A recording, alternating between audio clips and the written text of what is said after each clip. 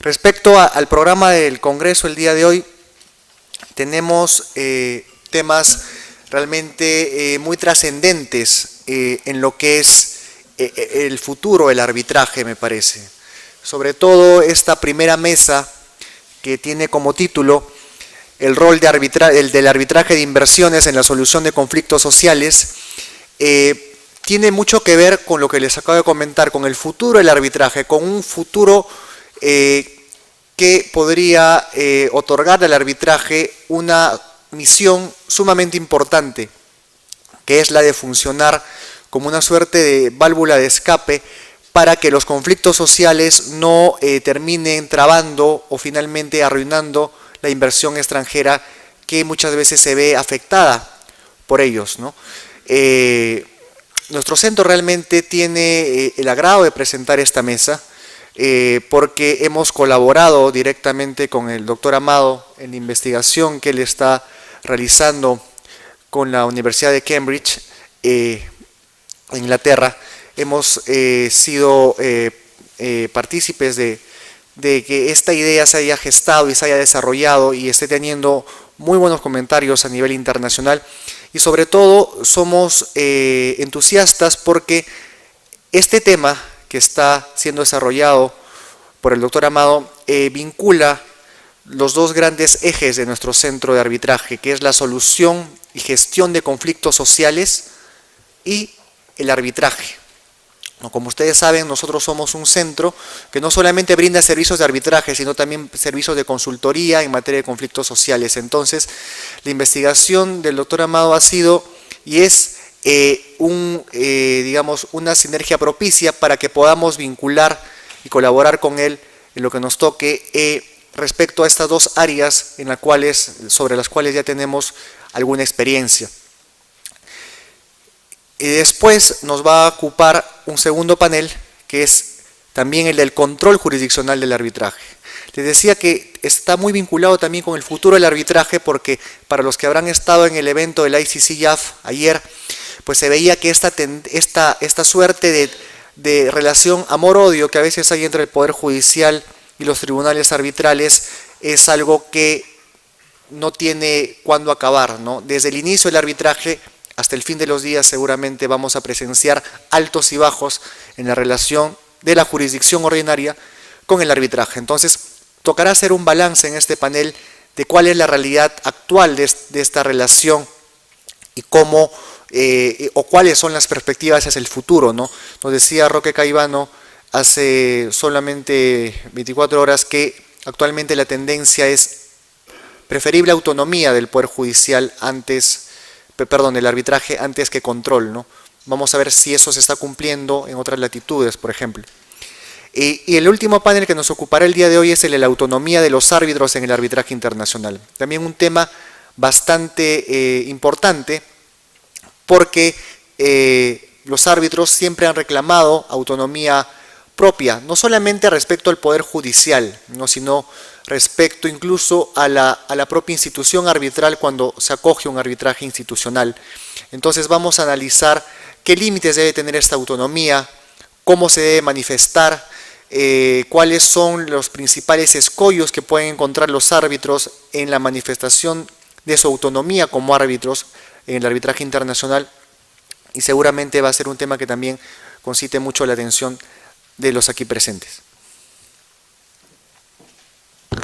Buenas noches. Vamos entonces a proceder a presentarles a quienes integran esta primera mesa de la noche.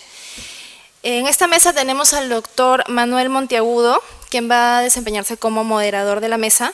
Él es abogado por la Pontificia Universidad Católica del Perú, magíster en la Universidad de Houston, Texas, y doctor en Derecho de la Universidad de París. El doctor Monteagudo ha efectuado diversas publicaciones y trabajos vinculados a temas de Derecho Internacional Económico. Es profesor de la Facultad de Derecho y la Escuela de Graduados y miembro del Consejo de la Facultad de Derecho de la Pontificia Universidad Católica del Perú. Miembro del Committee on International Monetary Law of the International Law Association.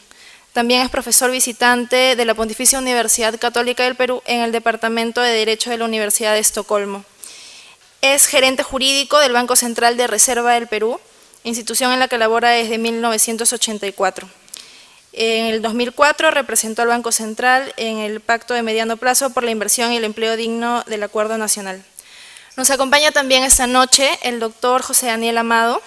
Él es abogado por la Pontificia Universidad Católica del Perú, con maestría por la Universidad de Harvard, socio de Miranda y Amado, fue abogado de Wilmer Hall en Washington y después miembro del estudio de Checopar.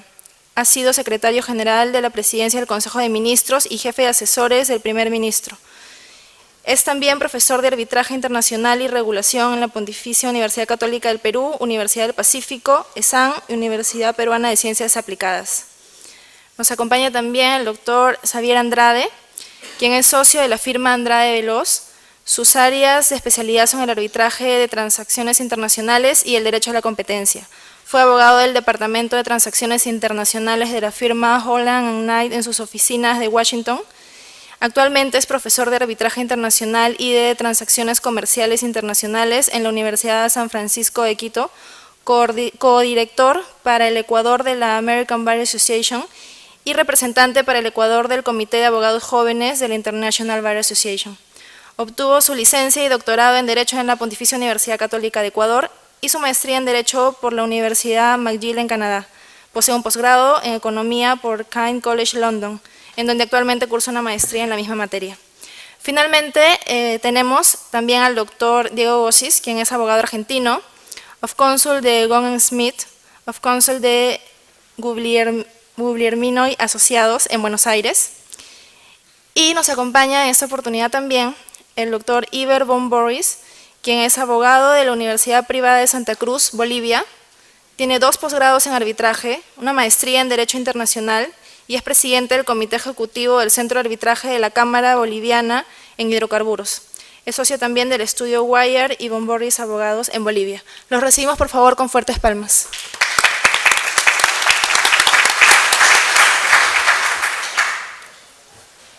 Doctor Monteagudo. Bueno, muy buenas noches. Muchas gracias por las presentaciones en nombre de mis colegas. Vamos a empezar sin mayores preámbulos con esta interesantísima mesa. Simplemente ya hemos establecido las reglas de este panel. Vamos a tener en primer lugar la exposición del doctor Amado.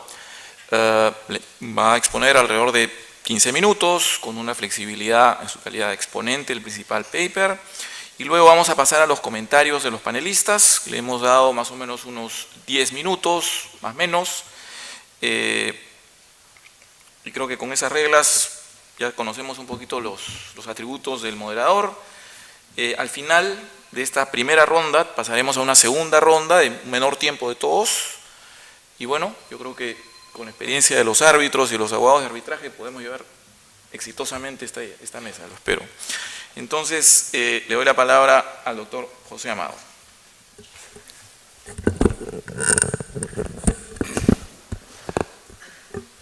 Muchísimas gracias y muchísimas gracias a los organizadores, muchísimas gracias al Centro de Análisis y Resolución de Conflictos de la Universidad Católica y muchísimas gracias a los miembros del panel y por supuesto a quienes hoy día nos acompañan en la audiencia.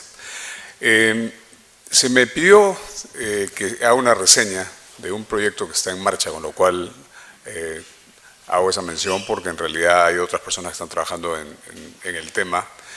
Sin embargo, dado que este proyecto vinculado al derecho internacional de las inversiones y los conflictos sociales tuvo un origen importante en estudios que habíamos empezado a hacer aquí en el centro, en la Universidad Católica, de manera tal que yo creo que es para mí una ocasión absolutamente especial de tocar el tema e intentar reseñar, como dije, lo que se está tratando de lograr a través de ese proyecto y de alguna manera compartir con los distinguidos miembros de la mesa ideas sobre hasta dónde puede efectivamente esto tener un futuro, como mencionaba hace un momento el doctor Zúñiga.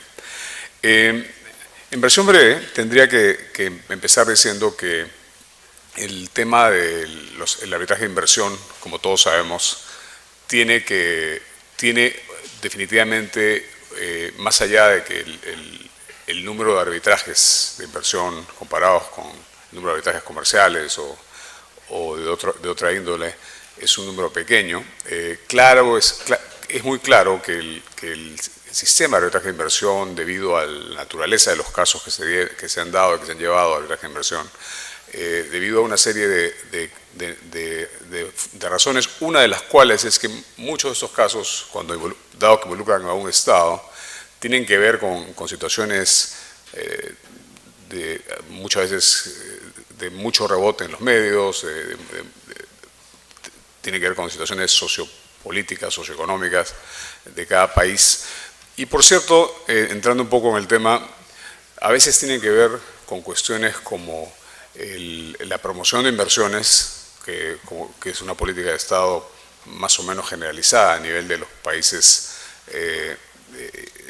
a nivel mundial, cosa que se prueba con el número espectacular de miembros que tiene el CEADI.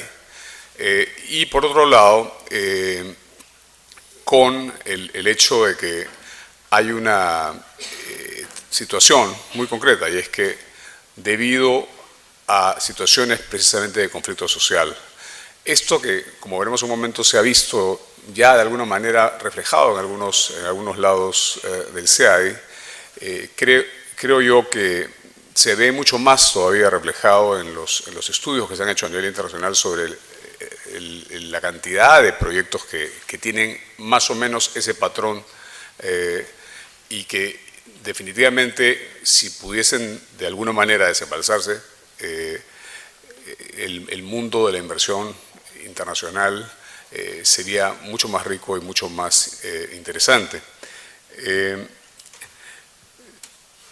El proyecto en el que estamos involucrados, como dije, involucra a otros académicos. Yo voy a tratar de referirme hoy día al primer paper que se publicó por la Universidad de Cambridge en el mes de enero, y que se refiere en particular al tema de la posible relación entre el arbitraje de inversión y el rol que podrían cumplir o podría caber para las poblaciones de los estados receptores de la inversión.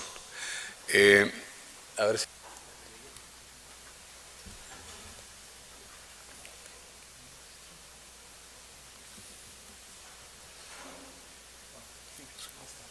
Sí.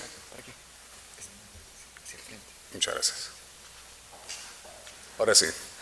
Bueno, en pantalla tenemos uno de los tantos proyectos que de alguna manera podrían calificar dentro del criterio general al cual me he referido, ¿no? Ese es el proyecto de Belo Monte, para los que conocen la situación concreta a nivel energético en Brasil.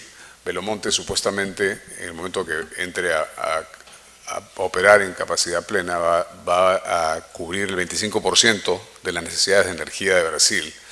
Sin embargo, por supuesto que tiene una década de atrasado, la cantidad de problemas que han habido son realmente quizá mejor graficados por esa imagen.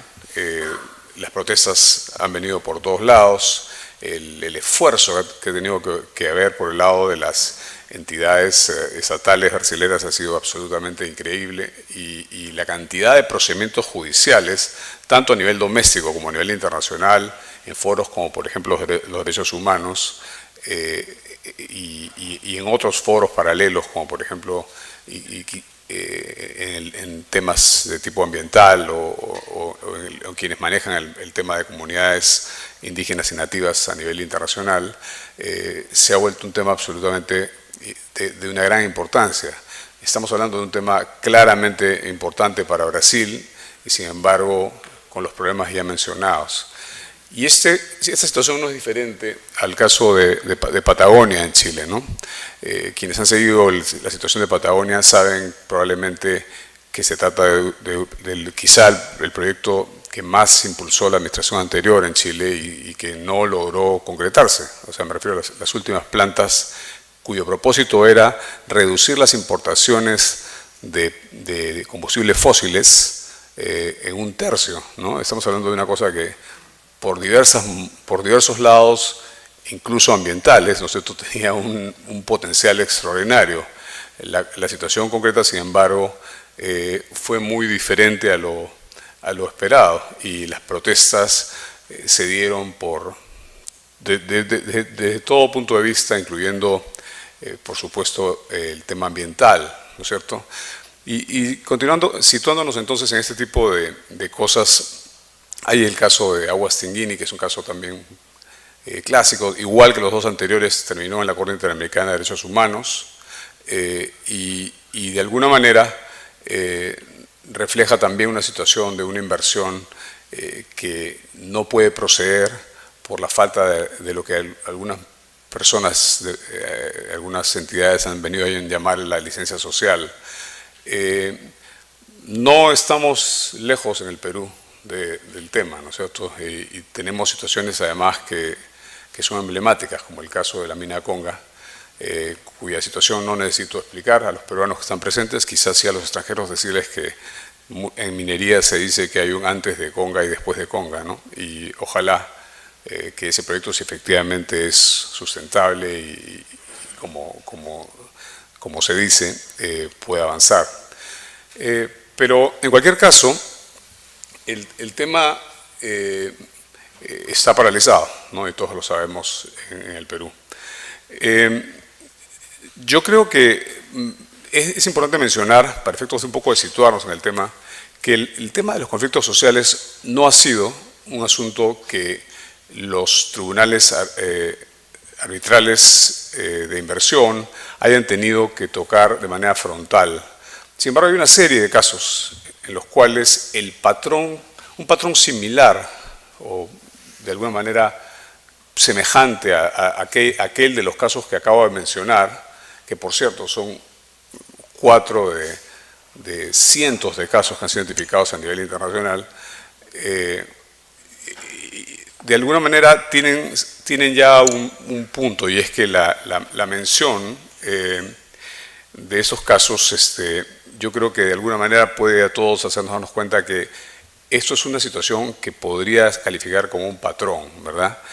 Metalclad contra México, no voy a entrar a la parte de fondo de Metalclad, pero sí tengo que decir que el origen de Metalclad es una planta de residuos tóxicos que la gobernación de San Luis Potosí y una serie de grupos decidieron oponerse a ella. El gobierno central, federal mexicano, intentó impulsarla. El resultado de esto, por supuesto, fue una gran discusión, que es un tema tan sensible como ese, y finalmente terminó en un caso SEADI a través de NAFTA y en una compensación al inversionista. Aguas del Tunari, en Bolivia, no es diferente, no es tan diferente, ¿no? Nuevamente, esa es una concesión para el saneamiento en Cochabamba, y que enfrenta a un conflicto social, o enfrenta a una situación en donde las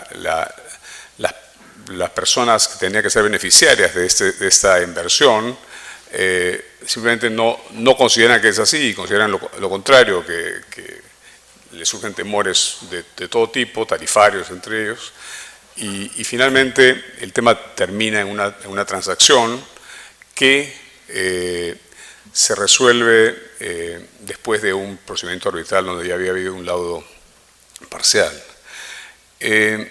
Ahora, sigo mencionando casos, en realidad estos no son todos los que hay, pero me parece que es interesante mencionar Glamis Gold contra Estados Unidos, otro caso NAFTA, SEADI, por una razón muy sencilla, y es que nos recuerda a todos que la globalización está llevando a la inversión en sentidos distintos a los que en un origen se pensaba. O sea, hoy esta es una inversión donde los Estados Unidos es país receptor, que no es lo habitual, no es el lugar habitual que tiene, y la discusión donde participa el Departamento de Estado, por supuesto, y todo, finalmente se enfrenta en un momento dado con una comunidad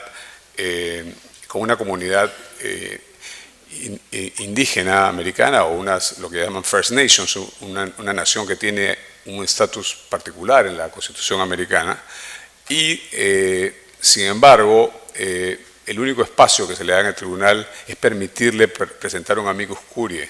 es considerado un caso, digamos, un precedente importante en la materia, en haber dado tanta apertura a la comunidad para poner sus puntos de vista, en todo caso, durante el procedimiento.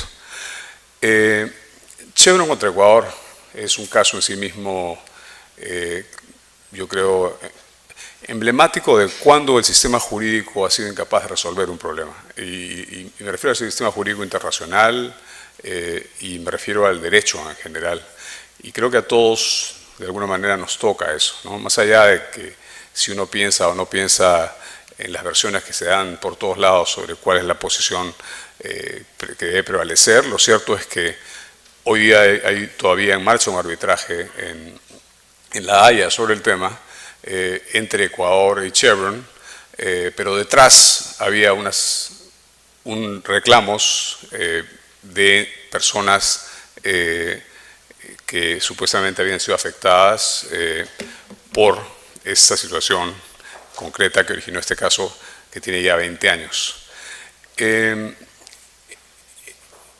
Y de alguna manera el análisis que estamos llevando a cabo nos lleva a la idea de que el arbitraje de inversión es una calle en un solo sentido, en una sola dirección, o ha devenido en eso, ¿no? ¿Qué significa esto, no? Esta es una cita de James Crawford, un profesor de Cambridge muy conocido, que además es una de las personas que mayor influencia tiene el desarrollo del arbitraje de inversión. Y Crawford lo que dice en este artículo, que es un artículo muy importante y muy conocido para quienes conocen esta disciplina, es que el problema que hay para resolver situaciones donde hay un Estado y un inversionista es que los tratados bilaterales de inversión no se le otorgan derechos sustantivos a los Estados, ¿no? Entonces, más o menos que él dice, bueno, ¿para qué vamos a estar preocupándonos tanto de este tema que está tanto en agenda si la verdad es que el problema es que los propios Estados van a los tratados bilaterales y no toman derechos para sí, ¿no? Y bueno, de alguna manera el tema es que solo los inversionistas pueden iniciar reclamos en virtud del BID en la medida que hay derechos sustantivos que están normalmente solamente del lado del inversionista y no del Estado, no obstante que los tratados bilaterales de inversión son hechos entre dos Estados que están ambos en posición de ser receptor o país de origen de la inversión.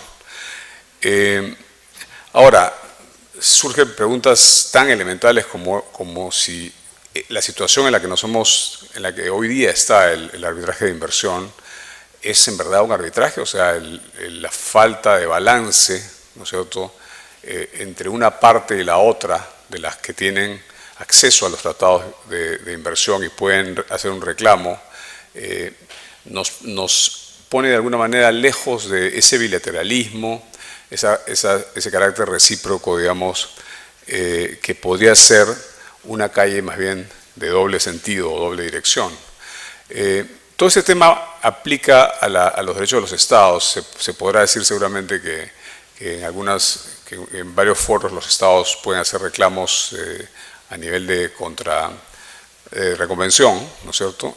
Y se podrá decir también que en algunos casos los Estados van a tomar una posición que no necesariamente va a ser coincidente con la posición de las poblaciones afectadas, por ejemplo, ¿no?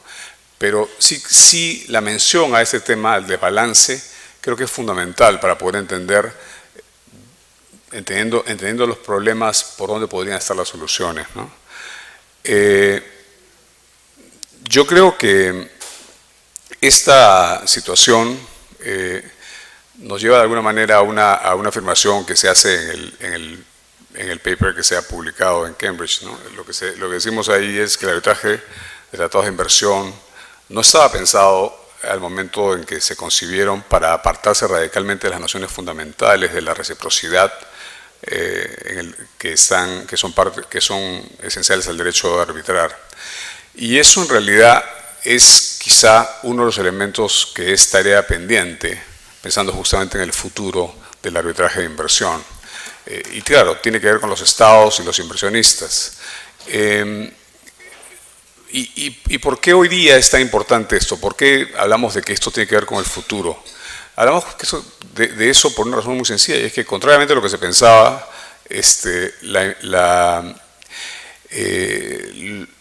hace unos pocos años se decía, bueno, no, el arbitraje de inversión está en crisis, va a haber cada vez menos y todo, y algunos países decían, ya no estoy más en el sistema de arbitraje de inversión. Sin embargo, cada día más países, casi como una partida de nacimiento, cuando aparecen y son reconocidos como estados, se involucran en tratados bilaterales de inversión o ratifican el CEADI. Y más aún, en este momento el mundo entero está de alguna manera negociando. En el caso de Perú, por ejemplo, o de las regiones, de todos los países que están vinculados a la cuenca del Pacífico, está el Trans-Pacific Partnership, que de alguna manera nos pone a todos a negociar un capítulo de inversiones que si efectivamente es ratificado, podría cambiar el mapa de cómo está garantizada la inversión a nivel de países tan importantes como Estados Unidos, los países asiáticos, los países de Oceanía, etc. Y también se mencionaba ahí el tema de las entidades europeas, ¿no? O sea, como se sabe, la Comunidad Europea soltó una política de negociar convenios que tienen capítulos de inversión o convenios bilaterales de inversión, tratados bilaterales de inversión, como comunidad. Más allá de la discusión de si esto es una buena idea o no, lo cierto es que está en marcha y esto va a seguir ocurriendo y teóricamente podría tener el mundo entero negociando este tipo de tratados, ¿no? Así que el futuro es ahora y más bien la pregunta que hay que hacer es por qué la calle debería ser de doble sentido, ¿no? Nosotros en el documento que les invito a leer, que es el primer paper, hemos identificado una serie de razones por las cuales hay beneficios para todos y en particular para las poblaciones, ¿no? Ahí los listo en la pantalla, pero en esencia lo que decimos es los inversionistas deberían ser más capaces de modelar en sus inversiones la posibilidad de ser demandados si efectivamente un sistema como este procediese. Dicho en otras palabras, el riesgo poder judicial de cada país podría aminorarse o eliminarse, ¿no? Y eso, por cierto, puede ser importante, y las reglas de juego más claras hacen que los inversionistas de alguna manera puedan confiar un poco más en llevar adelante inversiones como las que hace un momento mencionaba y que están paralizadas o que han costado tanto trabajo en llevarse adelante. Las poblaciones, si tuviesen acceso, podrían tener una oportunidad en realidad de deshacerse de sus temores, y eso que vienen y le dicen a uno es que lo vuelven antiminero, la minería es mala per se, o no sé, explotar hidrocarburos es peligroso per se. Ese tipo de cosas de alguna manera podríamos, si las poblaciones tuviesen de alguna manera acceder al sistema, podríamos convertirlas en algo más bien positivo, donde las poblaciones podrían decir, ok, si algo pasa, no tengo ni siquiera que confiar en mi Estado que está vinculado a la regulación de mi vida diaria, sino que podría incluso elevar la disputa a la esfera internacional. ¿Y cómo se puede lograr esto, no? Yo menciono acá de manera muy sencilla el tema de que, por lo menos en este análisis que hemos hecho, dicho sea de paso, me parece importante mencionar, hay casos que son arbitraje de inversión que tienen como sustento un contrato. Esos tienen su propia realidad y no me estoy refiriendo a ellos en este momento, son quizá mucho más fáciles de resolver en situaciones como esta. Pero hay casos donde hay un tratado bilateral y en esos casos tenemos un tema claramente donde hay una notoria situación donde los propios convenios como el CEADI permiten que un Estado designe una entidad para que lleve, y la sola designación la convierte en una entidad que puede participar en los arbitrajes del CEADI. Y eso debería de alguna manera poder generar el espacio para crear una agencia, por ejemplo, cuasi independiente, similar, por ejemplo, a los ombudsman que hay en tantos países del mundo, que pudiese tomar esos casos y de alguna manera llevar a arbitraje de inversión solamente aquellas situaciones que sean realmente importantes y donde de alguna manera pueda haber un espacio para un reclamo justo. ¿Cómo se puede lograr? Ahí estoy mencionando una cuestión muy sencilla que proponía una de las mentes brillantes del arbitraje de inversión, el profesor Schroeder, que lo que dice finalmente es, de repente una manera de hacerlo es que cuando el inversionista llega al país se le dé algún tipo de obligación al momento de firmar, por ejemplo, un contrato de concesión, de someterse al régimen de solución de controversias al cual hoy día está sometido de manera abierta el Estado, pero el inversionista no. El inversionista solo se somete para demandar cuando demanda, ¿no? Un poco ya corriendo porque el tiempo nos gana, voy a mencionar aquí que el análisis que estamos haciendo ahora nos lleva a dos criterios de colectivos que creo que es interesante ver. Hay colectivos que son colectivos per se, o sea, por ejemplo, las comunidades indígenas son un colectivo que no necesita formarse, por decirlo de alguna manera. En cambio, un grupo de afectados por un derrame de petróleo, por ejemplo, como ocurrió en New Orleans en el asunto de British Petroleum, que tan publicitado, ¿no es cierto? Evidentemente estamos hablando de comunidades que se vinculan más bien por la responsabilidad extracontractual y por la capacidad de demandar a una persona determinada. Tengo ya muy poco tiempo, solamente quiero decir que todo esto de alguna manera nos permite una serie de espacios que creo que son precisamente los que vale la pena seguir evaluando y estamos trabajando en eso.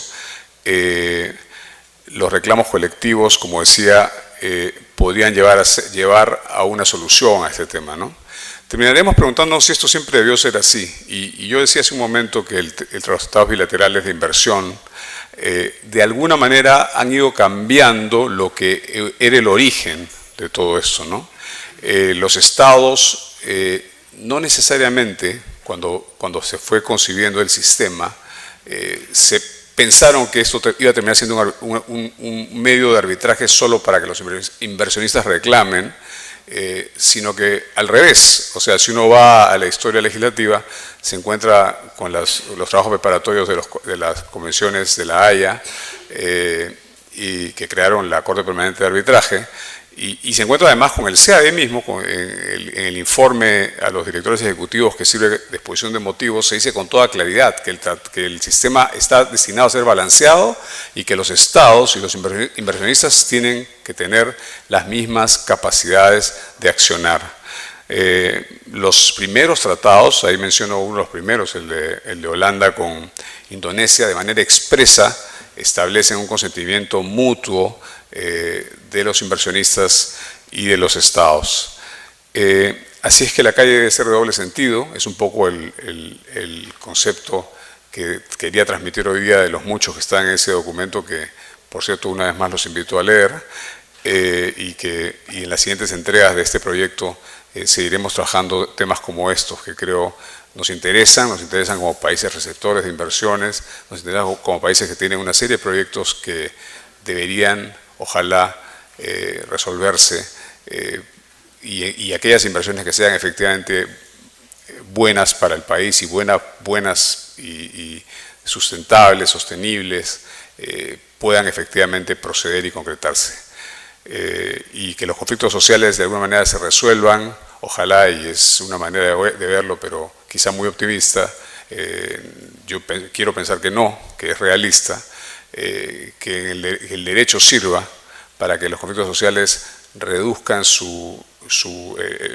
digamos, la falta de predictibilidad en las inversiones y más bien puedan resolverse por un medio que establece el derecho. Muchas gracias.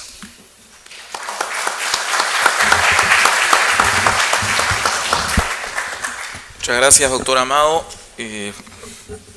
Gracias por esta sustanciosa reflexión. Bueno, y vamos a continuar con los siguientes panelistas. Bueno, siendo de casa creo que me puedo dar ese beneficio. Así que pasamos inmediatamente a la exposición del doctor Andrade. Muchas gracias Manuel, muchas gracias a la universidad, al centro, especialmente a César por la invitación. También quería felicitar al doctor Amado por esa interesantísima investigación que ha realizado. Realmente es refrescante, es enriquecedor ver que autores latinoamericanos realizan análisis vanguardistas de fondo sobre la problemática del derecho internacional y de aquel llamado derecho a las inversiones. Yo lo que voy a tratar de hacer es tomar la teoría expuesta por el doctor Amado en su paper a casos que conozco de mi país. Y partimos de algunas premisas. Si bien entiendo, la investigación sugiere que se amplíe de alguna manera la vía para que los ciudadanos de un país receptor de una inversión puedan de alguna manera, directa o indirecta, accionar en contra de un inversionista que causa un daño relacionado con la inversión. Por ejemplo, en industrias extractivas donde se hace daño a un medio ambiente. Entonces, asumo también como premisa de que estamos conscientes de que los foros locales, especialmente los cortes locales, no son a veces el mejor medio para resolver los conflictos sociales de sus propios ciudadanos, lo cual suena como un contrasentido, pero parecería ser cierto. Y por lo tanto es una especie de aplicación atípica o reversa de la teoría o de la doctrina del forum non convenience aplicado a su propio país. Es decir, las cortes a veces no son nuestras mejores protectoras de nuestros derechos. Pese a que es una aplicación, como he dicho, un tanto atípica, debo estar de acuerdo con eso porque la práctica, como veremos, nos demuestra que lo presentado por el doctor Amado es correcto. Y bueno, yo lo que quiero hacer es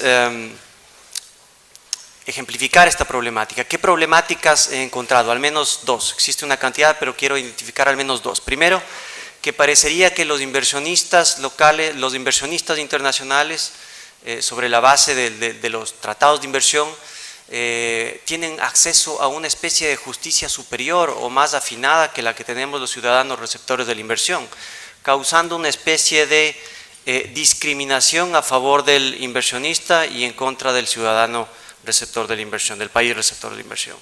Y la segunda problemática es que las dolencias, los problemas que aquejan a la justicia ordinaria de un país a veces pueden hacer daño a los derechos de las personas que se ven afectadas por esas inversiones o los que tienen relación con los conflictos sociales. Entonces, para ejemplificar estas dos problemáticas, hablaré de dos casos. Los dos casos tienen como protagonista a un mismo inversionista, la empresa Chevron, que adquirió a la petrolera Texaco hace algunas décadas. Bien, entonces sobre la primera problemática, el primer caso, el denominado caso Chevron 2, con el que me pretendo ejemplificar que los inversionistas internacionales tienen acceso a una justicia un poco más elevada o más pulida que los nacionales. En este caso, Chevron demandó al Ecuador por supuesta denegación de justicia, ya que las cortes ecuatorianas se habían demorado en resolver 7 disputas, 7 juicios en las cortes ordinarias por más de 15 y hasta 20 años. Algunas alegaciones, como por ejemplo, un juez se demoró 14 años en abrir el periodo de prueba, otro juez se demoró 8 años para declararse incompetente, etc. Y bueno, en base a eso, el tribunal arbitral dijo, bueno, las cortes ecuatorianas han demostrado ser ineficientes, las disputas no son tan complejas para que se demoren tanto, por lo tanto han perdido su oportunidad de resolver. Y como ha venido ante mí una alegación de denegación de justicia, la única manera que yo tengo de detener esa infracción internacional en el tiempo es resolver esas disputas no resueltas, pese a que no existía una cláusula arbitral que le permita a los árbitros resolverlas.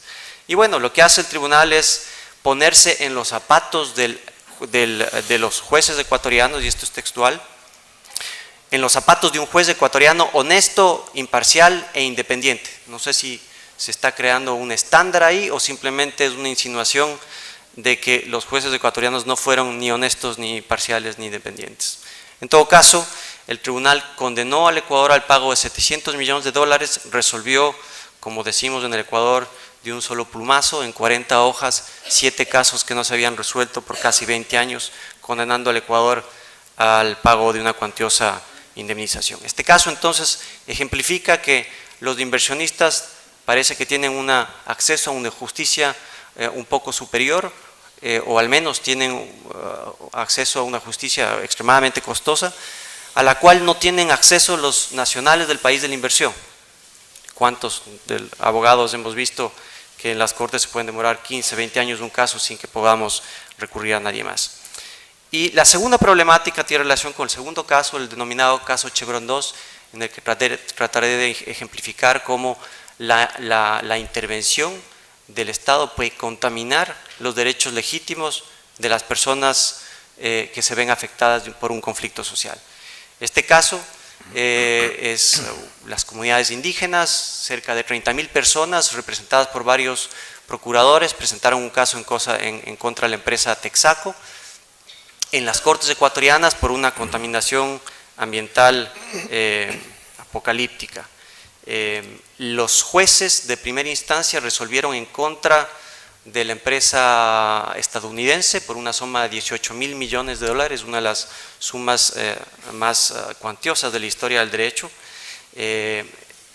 A la par, o poco tiempo después, Chevron demanda al Ecuador bajo el Tratado Bilateral de Inversión, alegando nuevamente denegación de justicia, afirmando que la sentencia dictada por el juez ecuatoriano era fraudulenta, que estaba llena de vicios de corrupción, especialmente que la sentencia fue redactada por los abogados de los actores, así como también los informes de los peritos supuestos expertos. El proceso fue hasta la Corte Nacional, última instancia ecuatoriana, donde se confirmó parcialmente la sentencia venida en grado y se condenó a Chevron al pago de $9.500 millones. ¿Qué sucedió después? Marzo de este año, un juez de Nueva York, el juez Kaplan, en una sentencia extensa, controversial, determinó que evidentemente el juicio, la sentencia proferida por la Corte Nacional, la Corte ecuatoriana, fue obtenida por medios corruptos, eso es textual.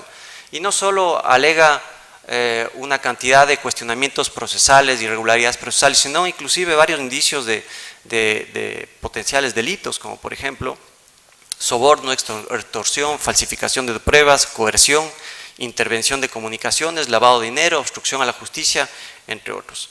Entonces, lamentablemente, para complicar un poco más las cosas, a causa de esta intervención del Estado, el Estado firmó, antes de que Texaco deje el país, porque ya no opera en el país, firmó con Texaco un convenio de liberación que la liberaba de cualquier responsabilidad por daños ambientales después de supuestamente haber verificado que los había remediado.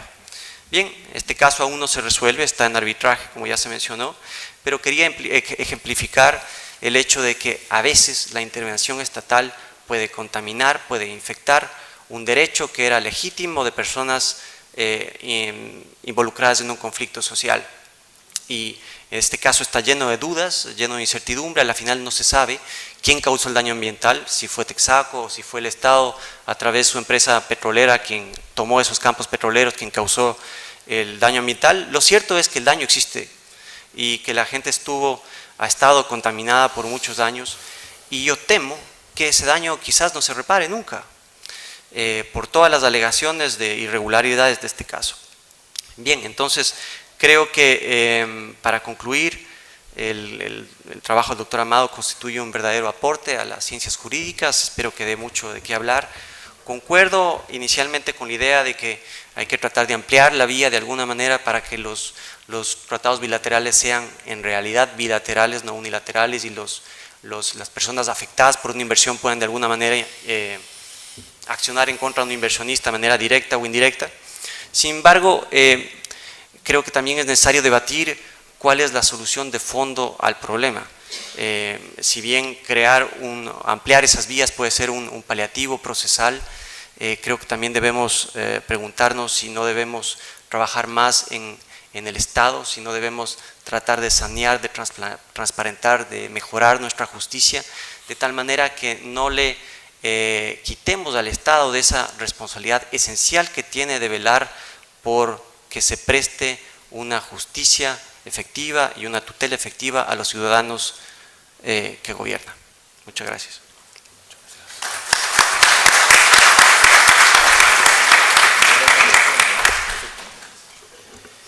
Muy bien, muy interesante, experiencia de Ecuador. Entonces continuamos con el doctor Diego Gossis. Diego. Muchas gracias, Manuel. Bueno, por supuesto, antes que nada agradecer a la universidad, al centro, a los organizadores, el trabajo de Rigoberto también ahí coordinando la participación. Es un gran placer poder ahí tener una nueva chance de encontrarme con los amigos aquí y también de pelearme quizás un poco con Pepe, que no va a ser la primera y espero tampoco sea la última vez.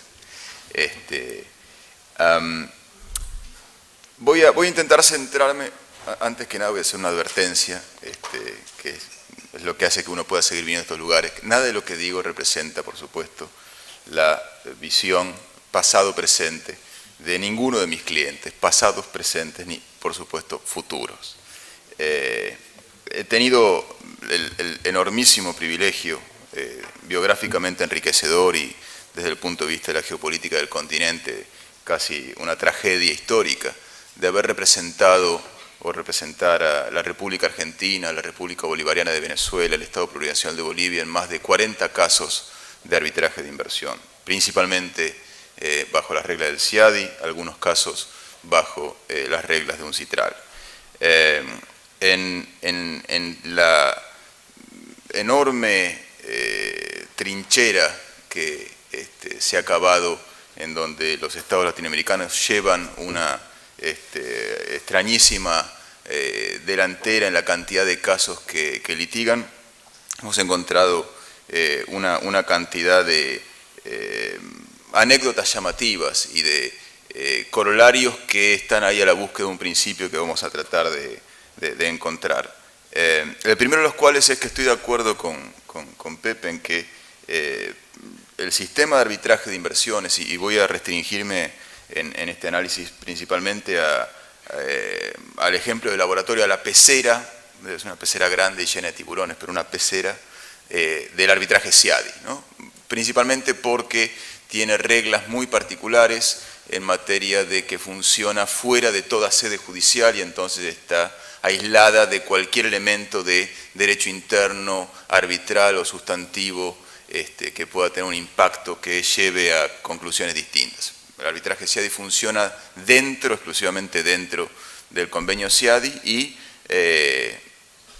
al último case law creo que ha habido cerca de 500 casos administrados por el CIADI, lo que da también una base estadística suficiente para poder llevar adelante un análisis que tenga sentido compartir. El sistema del CIADI, coincido con Pepe de manera incondicional, está pensado fundamentalmente en sus orígenes al menos, como un sistema completamente bilateral. Si uno toma cosas como el artículo 25 del convenio CIADI, que es el que regula el alcance de la jurisdicción del CIADI y la competencia de sus tribunales, el comentario del convenio CIADI más citado es el comentario del profesor Christoph Schroyer, tiene unas 1500 páginas, 900 de las cuales se dedican al artículo 25, ¿no? Como para hablar un poco de la relevancia de esa disposición. El artículo 25 dice: la jurisdicción del centro se limita a disputas de naturaleza legal directamente relacionadas con una inversión entre un Estado contratante y un nacional de otro Estado contratante. Al momento de redacción de ese texto, que empieza diciendo una disputa entre un Estado contratante y un nacional de otro Estado contratante. Por supuesto, literalmente, la parte demandante natural en esa frase es el Estado, no el demandante inversor, que solo es el segundo de los nombrados. Pero al momento de celebrarse el convenio CIADI en marzo de 1965, no había, por supuesto, tratados bilaterales que contuvieran acceso al arbitraje del CIADI. Hubiera sido llamativo que los hubiera. De hecho, los primeros tratados bilaterales, empezando por supuesto con el tratado bilateral entre Alemania y Pakistán, no contenían acceso a arbitraje de inversiones como lo conocemos hoy, sino que requerían que cualquier reclamo derivado de una inversión fuera elevado si se conseguía el espousal del Estado de nacionalidad del inversor en un reclamo ante la Corte Internacional de Justicia. Donde empezamos entonces a hacer algunas anotaciones marginales que espero que alimenten el debate. Javier decía, a veces el interés de los estados no se condice con el interés de los colectivos o de los grupos sociales, geográficos, étnicos, profesionales o habitacionales perjudicados por una actividad o un hecho que tiene un efecto masivo. Esto es una regla que viene de larguísima data en el derecho internacional público general. En la ley de la protección diplomática, cuando un Estado, cuando una persona consigue efectivamente obtener el espousal por su estado de nacionalidad de una reclamación ante otro Estado, imaginemos por caso ante la Corte Internacional de Justicia, no existe ninguna obligación de derecho habitual, por lo menos, quizás en algún Estado en particular lo existe, pero el derecho internacional consuetudinario no contiene una obligación de los Estados de rendir cuentas a las personas cuyos reclamos están representando por las sumas que obtengan. En la protección diplomática no existe una regla jurídica por la cual, después uno podrá decir, en el derecho interno estará el enriquecimiento sin causa del Estado que, triunfando en una protección diplomática, obtiene fondos por causa del sufrimiento de uno de sus nacionales y no se lo entrega. Pero no existe en la naturaleza de la posibilidad de ejercer presión y protección diplomática una obligación de rendir cuenta. Esto revela que puede existir, muchas veces existe, y los casos que mencionaba Javier por un lado y antes de eso Pepe, revelan que a veces sucede que los intereses del Estado no necesariamente se condicen con los intereses de los colectivos más perjudicados por una cierta situación. Esto está, de hecho, en el origen del surgimiento de cosas como el arbitraje de inversiones. La gran invención del sistema de arbitraje de inversiones a partir de mediados de la década del 65, a mediados de la década del 60, es justamente que permite que un inversor de una cierta nacionalidad que se beneficia de algún sistema de derechos especiales del tipo que comentaba Javier, conferidos, pongamos por caso, en un tratado bilateral, de los que existen aproximadamente unos 3.000 ahora, pueda invocar esos propios derechos negociados recíprocamente entre dos estados en un tratado bilateral o entre muchos estados en un tratado multilateral, sin necesidad de despertar al dragón de su propio estado que puede o puede no estar interesado en adentrarse en una trifulca de varios años y de gran exposición en las prensas del mundo contra un otro estado.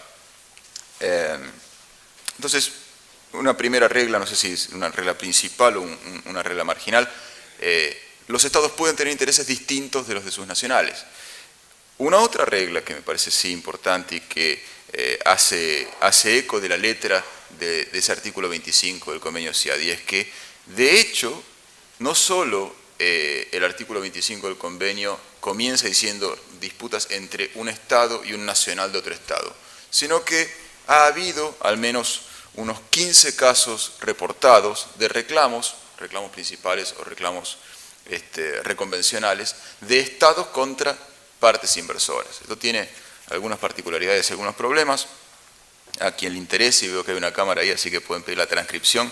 La lista de los casos es Gardela con Costa de Marfil, Bebenuti Bonfán con Congo, AMCO con Indonesia, Klockner con Camerún, Atlantic Triton con Guinea, SPP con Egipto, Main con Guinea, Genin con Estonia, Saluca con la República Checa, este último es un caso uncitral, Salud también, me sumo, y otros 4 casos en donde un Estado o una entidad estatal han sido directamente partes demandantes contra una parte particular, que básicamente son el caso del gobierno de la provincia de Kalimantan del Este contra PT Prima Coal, el caso de una empresa tanzana pública de electricidad, cuyo nombre está demasiado chiquito en mi pantalla para que lo vea, pero ya va a aparecer, aquí está, Tanzania Electric Supply Company con Independent Power Tanzania, el caso Gabón con Société CRT y por supuesto el caso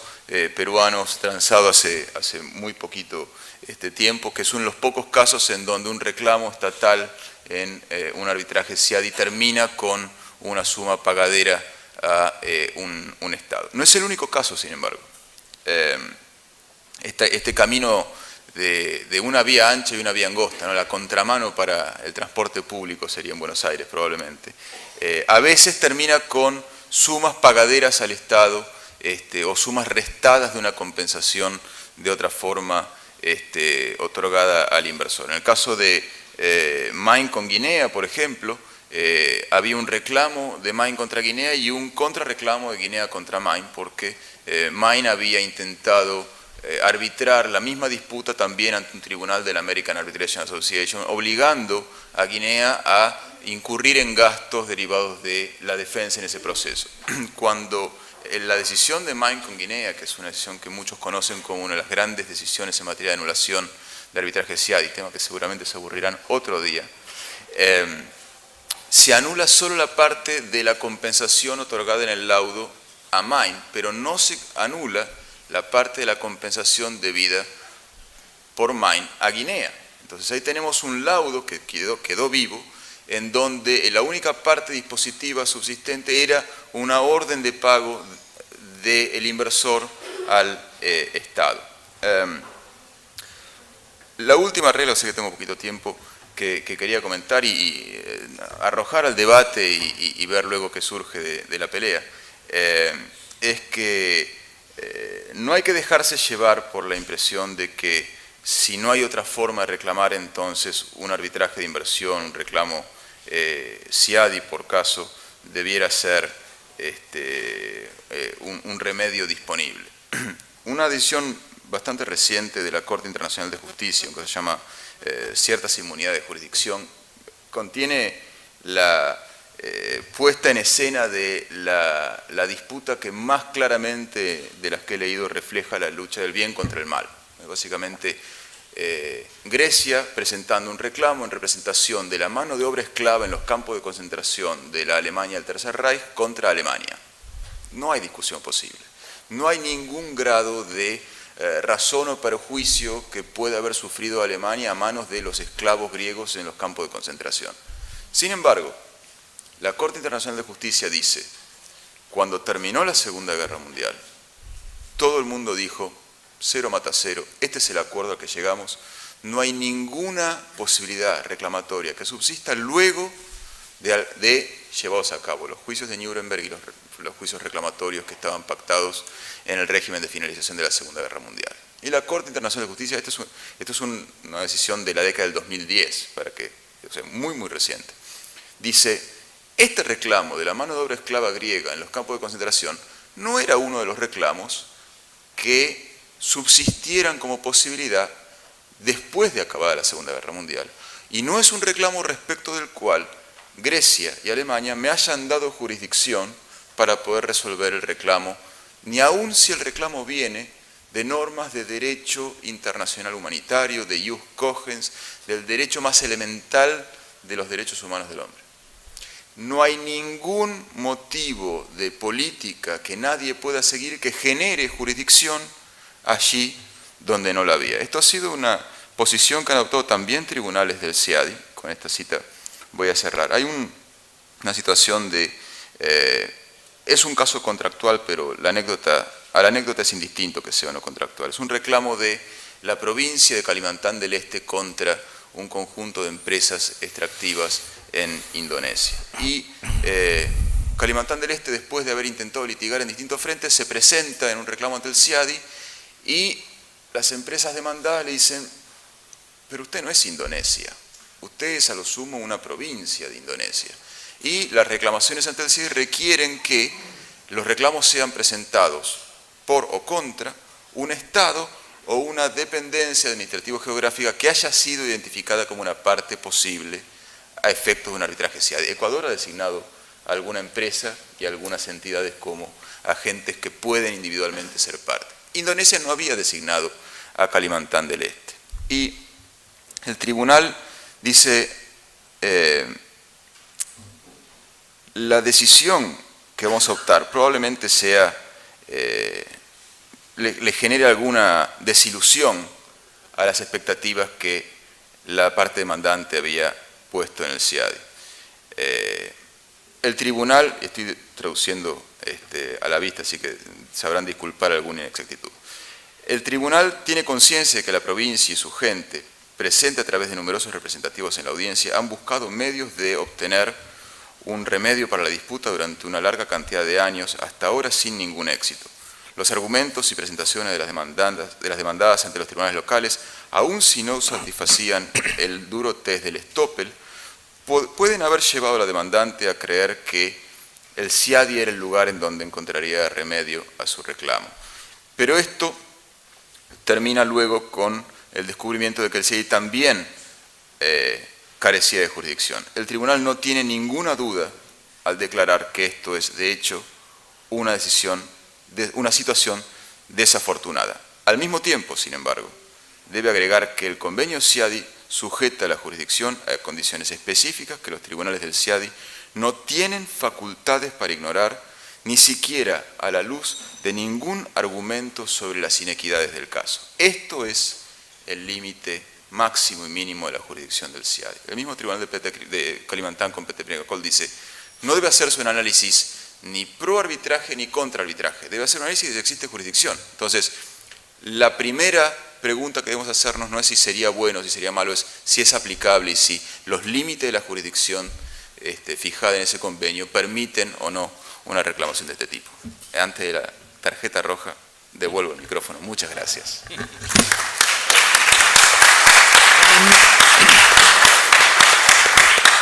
Muchas gracias, Diego. Excelente intervención. Nos has traído el calor al debate.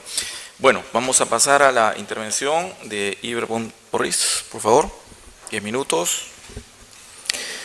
Gracias. Primeramente agradecer a la organización de este evento, la gentil y cordial invitación que se me ha cursado. Trataré de no cansarlos, máxime si es viernes en la noche, y trataré de hacer uso de los 10 minutos que se me ha asignado. Curiosa anécdota, cuando nos explicaban las reglas de este panel, aquí al doctor Monteagudo se le dio 2 tarjetas, no sé si las puede mostrar, una roja y una amarilla, que demuestran la simbiosis que existe entre instituciones del arbitraje desde la perspectiva jurídica, del arbitraje con la perspectiva deportiva, ¿sí? Ya vemos que aquí se están usando. Trataremos de que no nos saquen la roja. Y la perspectiva mía va más por comentarles cuál es la situación actual de lo que está sucediendo en mi país, en Bolivia. Felicitar aquí al doctor Amado por la iniciativa esta de hacer este documento sobre el tema de la inclusión de los sectores sociales y la forma de tratar de una manera adecuada, jurídica, los conflictos sociales, que a la postre, si es que no se lo sabe sanear, pueden convertirse en limitantes para el desarrollo de proyectos que podrían redundar en el beneficio y desarrollo de los países. Sobre el tema de los conflictos sociales, Bolivia encabeza muchas listas. Probablemente una de las razones sea que si bien se funda Bolivia como república en agosto de 1825, en febrero del año 2009 se la refunda como Estado Plurinacional de Bolivia, en alusión clara a que en Bolivia existen o coexisten 36 naciones. La misma Constitución Política del Estado establece que tenemos 36 idiomas oficiales, ¿sí? Y esto nos da una clara muestra de este crisol, de esta multiculturalidad, de esta plurinacionalidad a la que hoy, acertadamente el nombre hace alusión. Y dentro de las principales reformas que se logra y que constitucionalmente se las incluye, es el capítulo destinado al reconocimiento expreso de las naciones y los pueblos indígena, originarios, campesinos, ¿sí? Estos pueblos, estas naciones, se les da un rol protagónico y seguido con esto, la Ley de Hidrocarburos, la número 3058, en uno de sus capítulos hace referencia a que cuando se trate de todo tipo de actividades extractivas, particularmente en el tema de los hidrocarburos, se debe realizar una consulta pública que debe tener 3 características. Tiene que ser previa, tiene que ser obligatoria y tiene que ser oportuna. Es decir, que no importa la dimensión, no importa la cuantía, no importa la relevancia de un proyecto que tenga que ver con el tema hidrocarburos, necesariamente debe realizarse una consulta a todos aquellos pueblos, a todas aquellas etnias, a todos aquellos sectores sociales que de una u otra forma se vean afectados con ese proyecto. Este tema ha adquirido una muy relevante importancia. ¿En qué sentido? En que si es que esta consulta pública arroja un resultado negativo, es decir, que si quien va a ejecutar el proyecto, sea el Estado o principalmente el sector privado, no sabe convencer, entre comillas, o no da la adecuada información o no ofrece algún tipo de resarcimiento, compensación o indemnización, el proyecto no puede legal y constitucionalmente llevarse a cabo, ¿sí? Esto ha traído como resultado que muchos proyectos se vean parados, que muchos proyectos no logren progresar ni llegar a buen término y en definitiva esto no solamente ha afectado a las empresas privadas, que lógicamente tienen un interés lucrativo en realizar estos proyectos, sino al mismo Estado dentro de áreas que son estratégicas, como es el caso de los recursos naturales y su adecuado tratamiento, lógicamente con miras a su explotación dentro de los cánones de sostenibilidad que se quiere. Al margen de esto, es importante también mencionar que el actual gobierno, la actual administración de gobierno, ha venido realizando una suerte de nacionalizaciones en varios sectores o varias áreas. El año 2006 comenzó con la nacionalización de los hidrocarburos y lo que se pretendió con esto es que el Estado asuma un rol protagónico y se cambien las reglas del juego que hasta ese momento imperaban en los contratos que se habían suscrito con empresas privadas.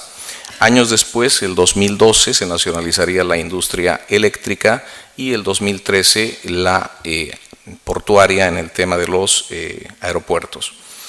Estas nacionalizaciones lo que han pretendido lógicamente es asignarle un rol protagónico al Estado, como decía hace algún momento, y de alguna forma cerrar todas aquellas puertas que se habían dejado abiertas a decir del gobierno actual a favor de los inversionistas privados. Una clara muestra de esto es que Bolivia se constituye en el primer país que denuncia el convenio de Washington y por ende ya no forma parte más del CIADI, lo cual sucedió el mes de mayo del año 2007. Otra muestra de esta política que se ha ido tomando es la contenida en el artículo 366 de la Constitución Política, que prohíbe o restringe que se lleven a cabo arbitrajes internacionales en materia de hidrocarburos, cuando se traten de empresas extranjeras en el área del upstream o lo que es la exploración y la explotación. Consiguientemente se nota algo muy claro en sentido de que se está tratando de preservar, para bien o para mal, eso depende de la persona o del análisis, es un tema muy propio, se está tratando de preservar lo nacional, se está tratando de dar un énfasis hacia lo que es los recursos naturales y lógicamente en pro o cuidando, haciendo valer y respetando los derechos de todos estos movimientos sociales, de todas estas naciones y pueblos originarios campesinos. ¿Qué es lo que se pretende con una propuesta tan innovadora, tan interesante como la que propone aquí el doctor Amado? ¿Y cuáles son todavía las aristas que quedan pendientes? Lógicamente tenemos por una parte la inclusión de todos estos sectores sociales para evitar justamente los conflictos a través del arbitraje. En el caso de Bolivia quedaría claro que todos estos arbitrajes no podrían eventualmente llevarse a cabo en el exterior, sino que tendrían que ser arbitrajes domésticos, pero rescatamos el hecho de que sí sea un medio alternativo de solución de controversias que pretenda dar solución a estos conflictos latentes en Bolivia. Existen todavía muchos temas que yo creo que habría que analizarlos, y este tipo de eventos y este tipo de paneles creo que justamente persiguen este objetivo, de que estos sectores sociales vayan mucho más allá de lo que son los amicus curiae, es decir, terceros, sino que sean los actores protagónicos dentro de este proceso de solución de controversias. Los temas pendientes como la legitimación activa de estos pueblos indígenas, originarios, campesinos, el hecho de la personería o el hecho de quitar los estigmas o prejuicios que se hablaba respecto de estas industrias extractivas, así como los medios de financiamiento para que participen o sean partícipes de los medios alternativos, son uno de los muchos temas que todavía queda por resolver. Sin embargo, sí coincidimos plenamente con aquellas personas que son del criterio de la importancia y la relevancia de, a través del arbitraje, poder dar solución a estos conflictos sociales que a la larga no hacen otra cosa que verificar, que demostrar y sobre todo establecer el fin último del derecho, que es la paz social. Muchas gracias.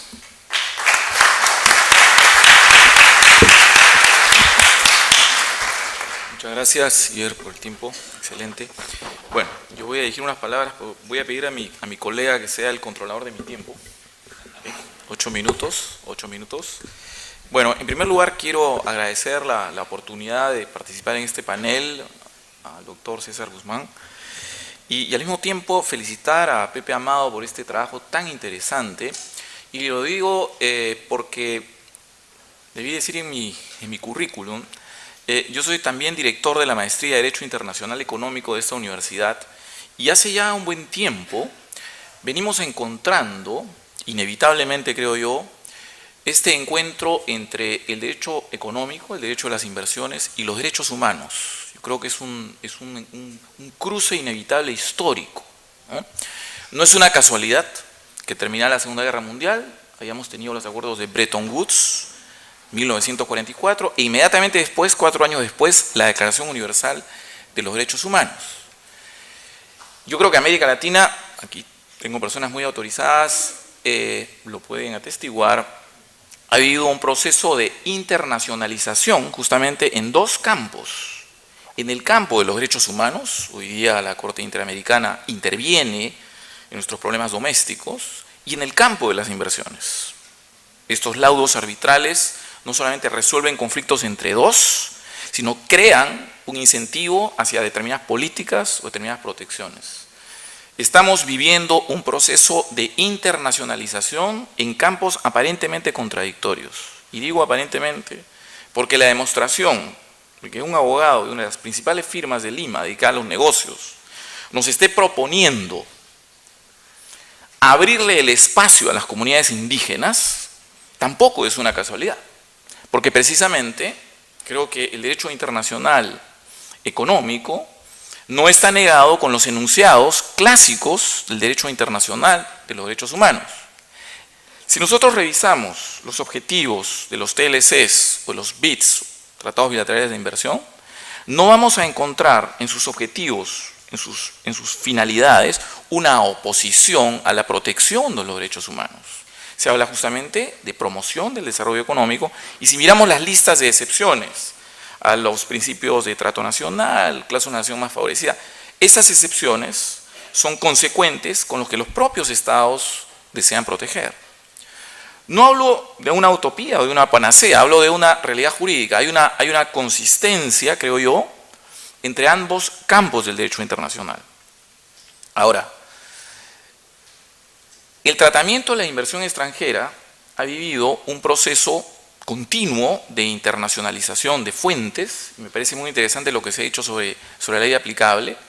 Los inversionistas aluden que sus derechos no solamente están recogidos en el tratado y en estos estándares, sino que existe derecho internacional consuetudinario que apoya sus tesis.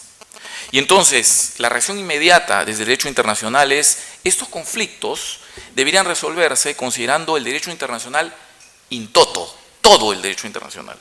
Y consecuencia, los tribunales arbitrales, como lo dice la experiencia argentina, como lo dice la Corte Interamericana también, pueden mirar el derecho internacional en su conjunto.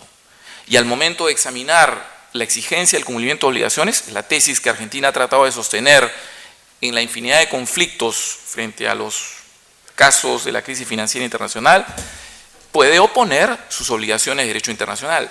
Yo creo que inteligentemente los árbitros en esos casos han señalado, y esto es discutible, se puede armar una discusión interminable, que bueno, no se ha logrado determinar que hay una vulneración o que hay un derecho humano o un derecho fundamental que se está protegiendo y que justifique incumplir tratados bilaterales, sí, es cierto, pero nos están hablando, nos están abriendo un horizonte de esta concurrencia del tratamiento del derecho internacional in toto, completo, ¿no? Ahora, otra cuestión es que esta convergencia en ambos campos, en el Perú y creo que en América Latina, solemos decir que, bueno, en realidad el derecho de inversión es un asunto de la derecha y los derechos humanos es un asunto de la izquierda, ¿no? Y no miramos, por ejemplo, la rica experiencia que ha tenido la Corte Europea de Derechos Humanos, donde van problemas de inversión. Porque tampoco olvidemos nuestras clases básicas, y no lo digo para mis panelistas, sino en general, lo digo como profesor, trato de recordárselos a mis estudiantes, en la lista de los derechos humanos está el derecho de propiedad. El artículo 21 de la Convención Interamericana reconoce el derecho de propiedad. Creo que es todavía más interesante ver que en el sistema interamericano de derechos humanos, algunas comunidades indígenas han recurrido al derecho de propiedad, ese derecho de propiedad puro, neto, civilista, que se discute en los tribunales del CIADI y han obtenido pronunciamientos favorables. Es decir, no hay un divorcio entre ese derecho fundamental para una comunidad indígena frente a la Corte Interamericana o una empresa extranjera o nacional que acude a la Corte Europea de Derechos Humanos a reclamar la protección de un derecho como resultado de su inversión. Entonces, en realidad, mi punto central, digamos, es que me parece extraordinario que desde el sector privado, desde el mundo de los negocios, se empuje este proceso inevitable del encuentro entre dos mundos jurídicos que los creíamos separados, ¿no?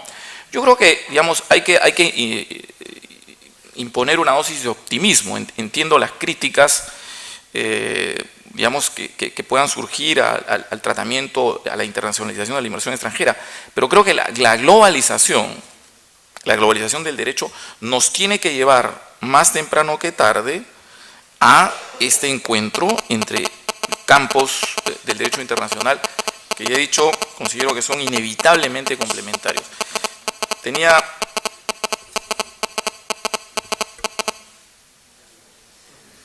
Ok.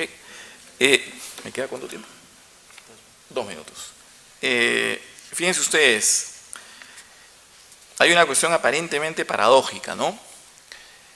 En el sistema interamericano de derechos humanos y en el sistema europeo de derechos humanos es necesario agotar la vía interna para ir al fuero internacional, ¿no? Esto lo hemos discutido en clases y por aquí hay algún alumno mío me criticará. Sin embargo, en el sistema de las inversiones es posible no agotar la vía interna e irnos de frente a la instancia internacional. Entonces las preguntas, ¿por qué sí? ¿Por qué no? Bueno, todos los estados tienen la obligación de respetar y solucionar los conflictos de derechos. Es el primer deber, de acuerdo al Pacto de Derechos Civiles de Naciones Unidas. Hay que garantizar aquí en el Perú la protección de los derechos humanos. Entonces, primero que nuestros tribunales corrijan estas violaciones y después nos vamos a la instancia internacional. Esto que parece interesante, al final, en términos prácticos, está dando una vía mucho más lenta hacia derechos fundamentales vis a vis lo que ocurre con el tratamiento de la inversión, ¿no? Hay una cuestión, hay un tratamiento diferente. Sin embargo, digamos, un tratamiento diferente que no es necesariamente justificado en términos de remedio, ¿no? Las sociedades modernas necesitan remedios económicos rápidos, entonces al final, ¿dónde estaría la justificación? Sobre todo, y ya voy terminando, los tratados de inversión también recogen principios que son afines y son familiares a los derechos humanos. Por favor, el tratamiento justo equitativo es un estándar que se nutre, que se alimenta del concepto del debido proceso. La denegación de justicia que se nos ha hablado es un concepto que viene del mundo de los derechos humanos. Y es más, la posibilidad de que un individuo pueda llevar a una instancia internacional al Estado, a un Estado extranjero, también es un procedimiento que proviene del Foro de los Derechos Humanos. Entonces, termino diciendo que me parece extraordinaria esta reflexión. Creo que tenía como una pregunta, antes de escucharlo a Pepe, digamos, pensar cómo es esta instancia, y me parece interesantísimo exigirle al inversionista, exigirle, más o menos, digamos, que suscriba una cláusula arbitral en el más puro sentido clásico del arbitraje, porque el arbitraje no es otra cosa que un contrato, ¿no? Correcto, un contrato entre partes, ¿no? Entonces vamos a pedirle a este inversionista que firme este nuevo contrato para que admita la posibilidad de introducir una discusión en términos de posibilidad de daños a poblaciones afectadas. Ahora, yo sé, y también hay que dar una dosis de realidad, y aquí termino, que esto nos puede generar unos problemas prácticos, ¿no? Ha habido un caso, por ejemplo, en Paraguay, en el que la Corte Interamericana tenía que decidir entre una obligación de un BIT, de un tratado bilateral, o un derecho de una comunidad, y al final prima el razonamiento en favor de la comunidad basada en una defensa desde el punto de vista de los derechos humanos. Hay que verlo, ¿no? Que esto puede trabar y puede ser una señal contra la inversión que requieren esas mismas comunidades indígenas. De acuerdo, es un análisis económico, político importante, ¿no? Pero creo finalmente que este es un derecho en construcción, es un derecho en evolución. Pueden haber fallos contradictorios en los diferentes fueros, pero también hay que tener esperanzas en la construcción del derecho internacional in toto. Muchas gracias.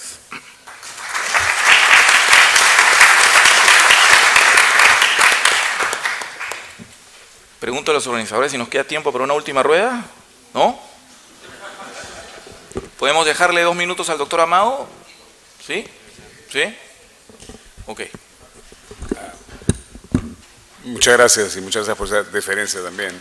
Y gracias a los miembros del panel. La verdad he tomado nota de todas las cosas que han dicho.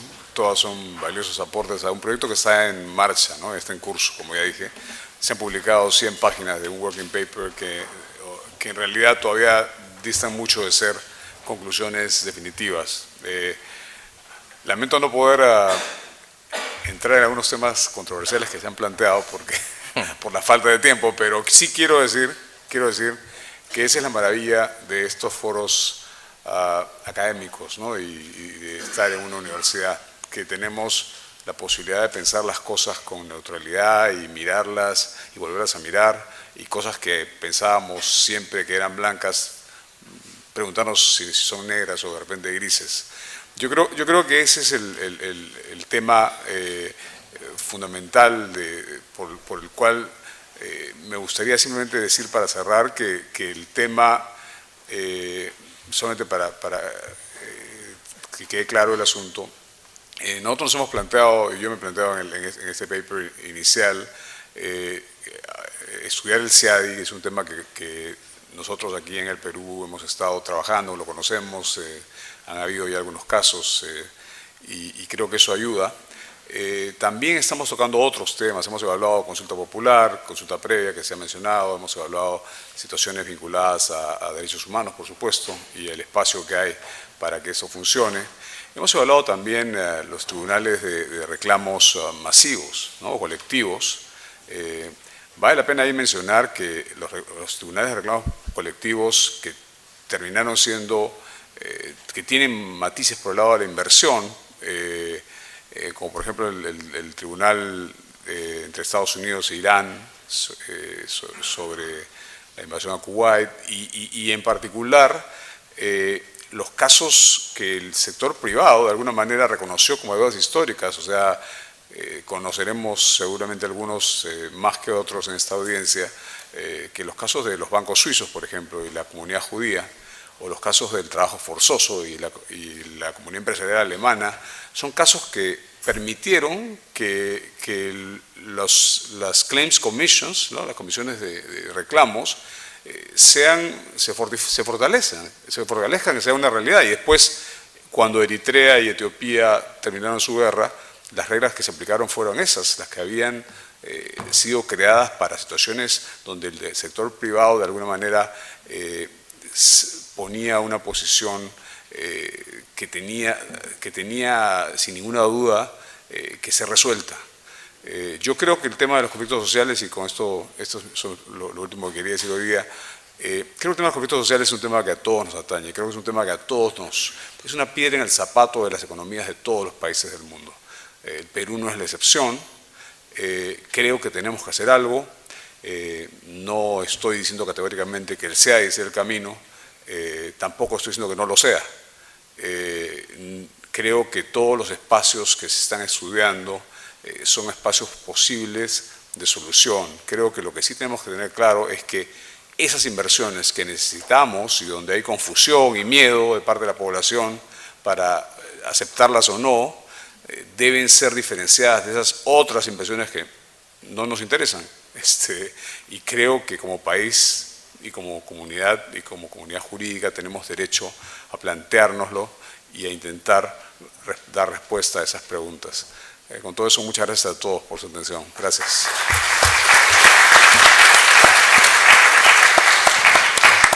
Muchas gracias, doctores. Bueno, un breve receso de 5 minutos para retomar con la segunda mesa, por favor. Gracias. Qué pena que me excedí.